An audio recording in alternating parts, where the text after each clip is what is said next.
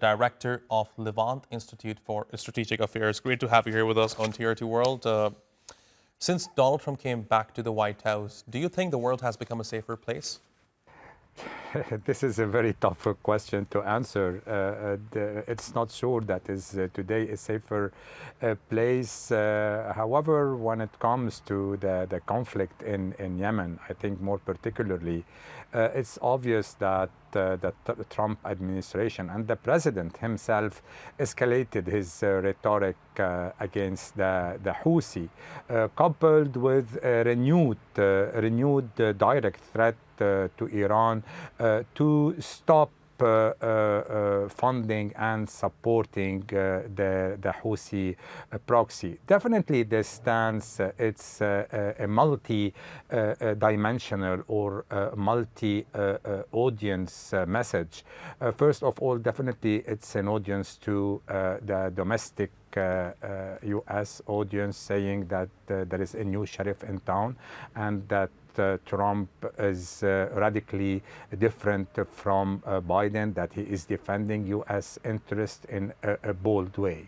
But most importantly, this is a direct message to Iran. And this is the important part of it. Trump wants a deal with Iran. He would rather a diplomatic solution for the nuclear file than a military solution to it. However, what's different, he's putting the military option on the table. And this escalation against the Houthi is an indirect message to Iran, saying that he may use the same amount of force. He can resort directly himself and not trusting Israel to do so in order to pressure Iran. Sami, if I may, see, if you look at the broader dynamics of the Middle East right now, even before Donald Trump came back to the White House, the so-called axis of resistance linked to Iran was already weakened. So what's the point of opening up another front which could possibly lead to an all-out war? I mean, it's like he's using the sticks and the carrots at the same time. He's sending envoys to open dialogue with Iran. Elon Musk himself had a meeting with the Iranian ambassador in the UN. Trump himself sent a message, a letter on March 15 to Khamenei, saying that he is ready for a diplomatic solution, and he did not get the answer yet. But at the same, this is the carrot. But at the same time, he's using the stick, and the stick is this readiness to resort to military action.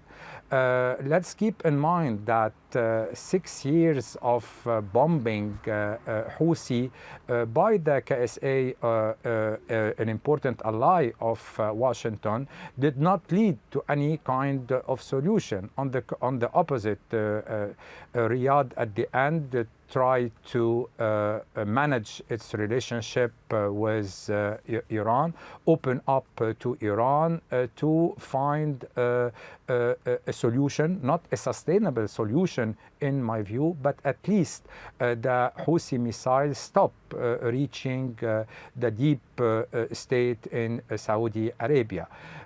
So it has to be as well put into a broader context, that of the conflict between U.S.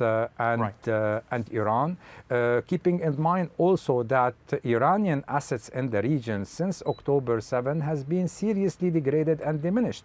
Hezbollah has been decapitated, Hamas capability took a blow, and most importantly, the Assad regime, the most important ally of Iran, has collapsed.